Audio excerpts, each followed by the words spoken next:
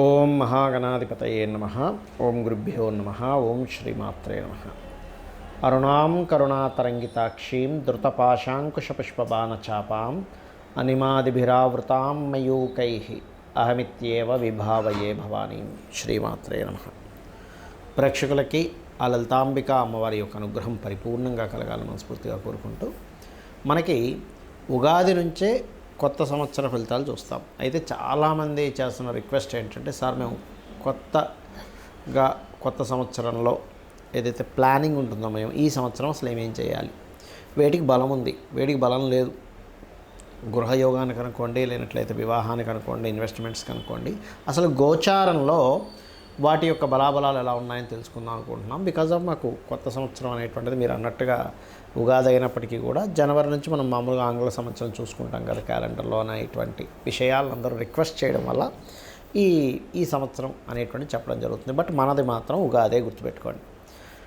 అయితే ఇక్కడ గ్రహస్థితులు ఏ విధంగా ఉన్నాయి, ఎందుకంటే మనకి ఎప్పుడూ కూడా ఉగాది సంబంధించినవి చెప్పినా, లేకపోతే కొత్త సంవత్సరం మనకి తెలుగు సంవత్సరం అయినా ఆంగ్ల సంవత్సరం అయినా సరే ఒకటే రూల్ ఏంటంటే, మేజర్ ప్లానెట్స్ ఎప్పుడైనా సంవత్సర ఫలితాలు చెప్పేటప్పుడు జీవుడైనటువంటి గురువు, కర్మకారకుడైన శని, కాలానికి మోక్షానికి కారకులైన రాహుకేతువులు సంవత్సర ఫలితాలు ఎక్కువ ప్రాధాన్యం చూపిస్తారు. మిగతా అంతా కూడా నెల ఫలితాల్లో, పక్ష ఫలితాల్లో వస్తాయి. అయితే ఇక్కడ కనుక మనం చూసుకున్నట్లయితే, గురువు మిథున రాశిలో ఉంటూ మీకు 6వ నెల నుంచి కర్కాటక రాశిలోకి వెళ్తున్నాడు, జీవకారకుడు గురువు. ఇక మనకి మీనరాశిలో శని భగవానుడు ఉన్నాడు. ఈ యొక్క శని భగవానుడు 26/7/2026 నుంచి వక్రిస్తున్నాడు. మీనంలో ఉన్న శని వక్రిస్తాడు. ఇక రాహువు, కేతువు డిసెంబర్ మాసం వరకు కుంభ రాశిలో రాహువు, సింహరాశిలో కేతువు ఉంటూ, వారు దాని తర్వాత డిసెంబర్ నుంచి కర్కాటకంలోకి కేతువు, మనకి మకరంలోకి రాహు వస్తున్నాడు. ఈ యొక్క గ్రహస్థితిని అనుసరించి ద్వాదశ లగ్నముల వారికి, లగ్నం తెలియని వారి రాశుల వారికి ఎటువంటి ఫలితములు ఉన్నాయి. తులవారికి కనుక చూసుకున్నట్లయితే, ప్రధానంగా ఇక్కడ మీ యొక్క రాశి నుంచి పంచమ స్థానంలో రాహు ప్రస్తుతం సంచరిస్తున్నాడు. కాబట్టి ఈ పంచమ రాహు ఎవరైతే ఉన్నారో, ఇది ఆలోచనా స్థానాన్ని, రాజకీయ స్థానాన్ని, మరియు ఏదైనా క్రియేటివ్ ఫీల్డ్లో, సినిమా ఫీల్డ్లో ఉండేటువంటి వారికి కొంతవరకు తోడ్పడతాడు. కాకపోతే ఈ ఆలోచన విషయంలో మాత్రం తీవ్రమైనటువంటి ఆలోచనలు, అలాగే కొంత మీరు కొన్ని సీక్రెట్గా అంటే కొన్ని అఫైర్స్ అనుకోండి, లేకపోతే ప్రేమ వ్యవహారాలు అనుకోండి, అలాంటివి కూడా చేస్తూ ఉంటాడు. అయితే ఇందులో ఏదైనా మీరు మాయలో పడుతున్నారా అనేటువంటి విషయాన్ని మీరు జాగ్రత్తగా ఉండాలి. అందులో ముఖ్యంగా ఎప్పుడైతే మీకు 9వ స్థానంలో ఉండే గురువు మారిపోతాడో జూన్ మాసం నుంచి, అక్కడి నుంచి మరింత జాగ్రత్తగా ఉండాలి. ఎందుకంటే గురుబలం ఉన్నప్పుడు ఏమీ ఉండదు, ఇబ్బంది ఏమి ఉండదు. ఎప్పుడైతే గురుబలం తగ్గుతుందో మీకు, అంటే ఇప్పుడు పంచమానికి తగ్గుతుంది, మిగతా అన్ని విషయాలకు కాదు. పంచమానికి ఎప్పుడైతే తగ్గి మీకు గురువు దశమ స్థానంలోకి వస్తాడో, ఇక్కడ 2 విషయాలు. దశమంలోకి వచ్చేటువంటి గురువు జూన్ నుంచి ప్రొఫెషన్, జాబ్ సంబంధించినటువంటి అంశంలో చాలా చక్కటి ఫలితాలు ఇస్తాడు. అందులో ఎటువంటి సంబంధము లేదు, ఇబ్బంది లేదు. కాకపోతే ఎప్పుడైతే గురువు 10వ స్థానంలో ఉంటూ 6వ స్థానాన్ని వీక్షిస్తాడో, ఇక్కడ కలిగేటువంటి ఫలితాల్లో ప్రధానంగా 6లో ఉండేటువంటి గురువు మీకు ఎప్పుడు కూడా ఎటువంటి ఫలితాలు ఇస్తాడంటే, లోన్స్ రావడానికి, ఉద్యోగంలో అభివృద్ధికి, అదేవిధంగా మీ నిత్య దైనందిన జీవితంలో కొంతవరకు మీకు జూన్ నుంచి అనుకూలమైనటువంటి వాతావరణం అనేటువంటిది కలుగుతుంది.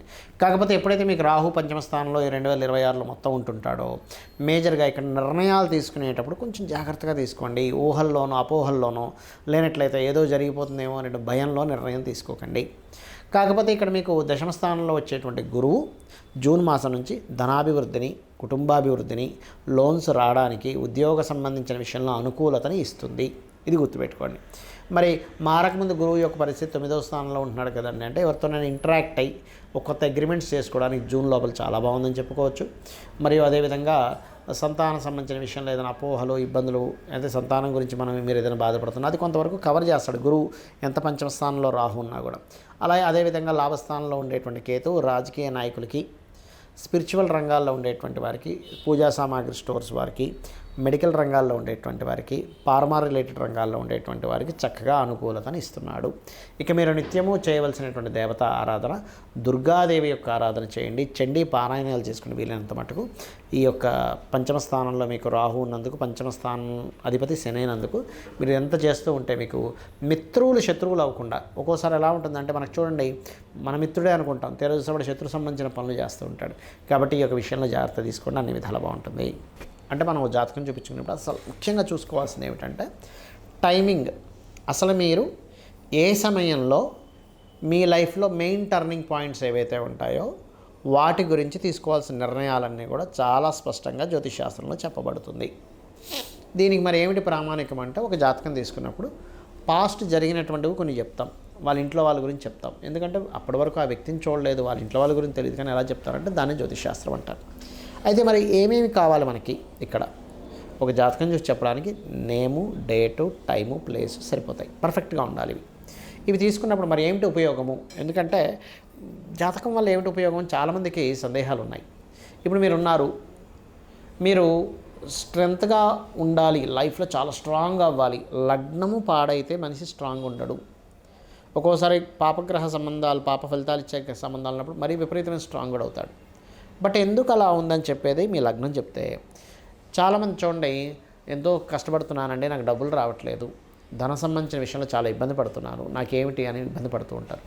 అటువంటప్పుడు మీరు మీ ధనాధిపతి ఎక్కడున్నాడు, 12 లగ్నాల్లో ధనాధిపతి ఎవరు, ఎక్కడున్నారు, మీకు అసలు ధనయోగం కలిగించేటువంటి వృత్తులేమిటి, వ్యాపారాలు ఏమిటి అనేటువంటిది మీ సెకండ్ లార్డ్ చెప్తాడు.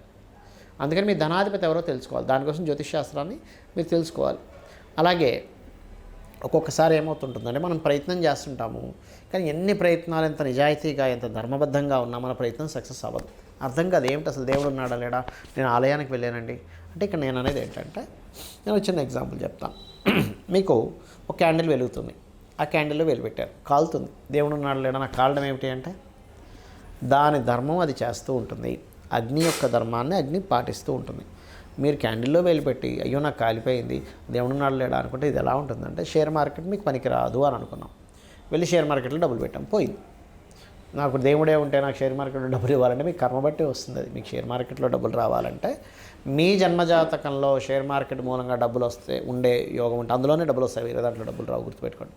లేదంటే స్కూల్స్, కాలేజెస్, టీచింగ్ ద్వారాలో అప్పుడు గురువు ఇస్తాడు, మెడికల్ రంగాల్లో రవి ఇస్తాడు, మానసిక సంబంధించిన ఫుడ్ రిలేటెడ్ చంద్రుడు ఇస్తాడు. ఇలా ఒక్కొక్క దానికి ఒక్కొక్కటి ఉంటుందనే విషయం మీరు అర్థం చేసుకోవాలి.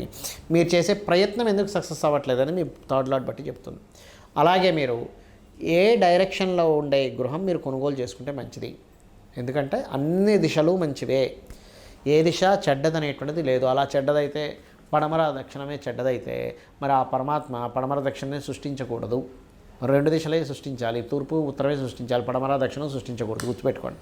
మరి దక్షిణ పడమరాలు ఎందుకున్నాయి, నైరుతి ఎందుకుంది అంటే ఒక్కొక్క దిశకు ఒక్కొక్క ఎనర్జీ ఉంటుంది.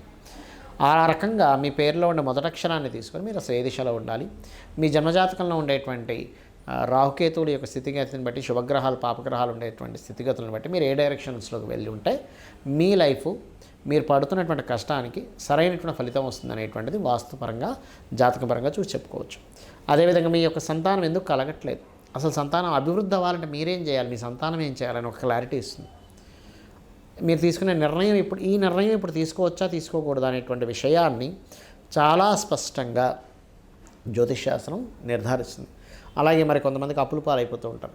అసలు ఎటువంటి వాటి మూలంగా అప్పుల పాలు అవుతారు? బిజినెస్ వల్ల అవుతారా, ఫ్రెండ్స్తో లగ్జరీగా వెళ్ళడం వల్ల అవుతారా, లేనట్లయితే పర్టికులర్గా మీరు గమనిస్తే కనుక ఒక్కొక్కసారి ఎవరికో డబ్బులు ఇస్తారు, అప్పు చేసి వాళ్ళు ఏదో గవర్నమెంట్ జాబ్ ఇప్పిస్తారనో, అలాంటి వాటి వల్ల అవుతారా అనేది చాలా స్పష్టంగా ఉంటుంది.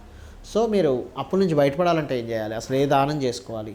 అలాగే వివాహానికంటే ఒక సమయం ఉంటుంది, టైమింగ్ మెయిన్గా. అసలు ఎప్పుడు మీరు వివాహం చేసుకుంటే మంచిది, ప్రతి జాతకుడికి 3 నుంచి 5 సార్లు వస్తుంది. ఇప్పుడు మన సంవత్సర ఫలితాల్లో ఇక్కడ ఎప్పుడుంది గురుబలం, మన గురుబలం అంటారు కదా. కేవలం అంటే గురుబలం ఒక్కొక్క దానికి పనిచేస్తూ ఉంటుంది. వివాహానికి పనిచేస్తుందా, గృహానికి పనిచేస్తుందా, ధనం రావడానికి పనిచేస్తుందా, సంతానం కోసం పనిచేస్తుందా, ఇన్వెస్ట్మెంట్స్ కోసం పనిచేస్తుందా అనేది తెలుసుకోవాలి గురుబలాన్ని. ఆ రకంగా వివాహ సమయం ఎటువంటి, మీ పర్సనల్ చార్ట్ చూస్తే ఎలాంటి అమ్మాయి వస్తుంది, అమ్మాయి ఏమైనా హెల్త్ ఇష్యూస్గా ఉంటుందా, లేకపోతే అబ్బాయి కావచ్చు అమ్మాయి కావచ్చు, వాళ్ళ యొక్క తత్వం ఏంటి, వాళ్ళ యొక్క మొండితనం ఏమిటి, వాళ్ళ అతమంచితనాలు ఏమిటి, అవన్నీ కూడా తెలుస్తాయి.